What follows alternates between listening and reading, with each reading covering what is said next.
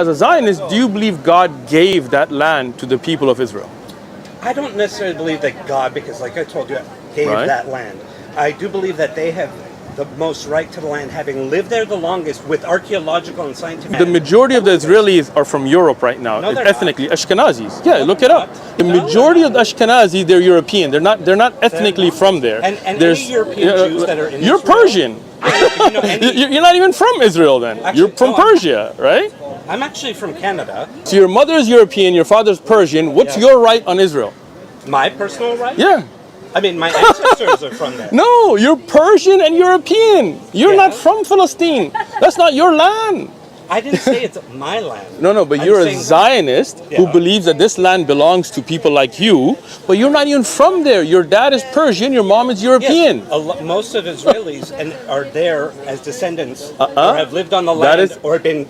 That is actually not true. Look it up. There's a DNA test that's been done. Or have been expelled from the land for centuries and have come back to the land. So before them, who lived there? Before the Jews? Before the Jews?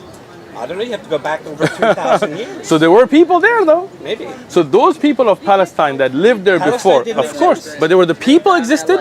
Israel? Thank you. It's okay, it's okay. I'm leaving now.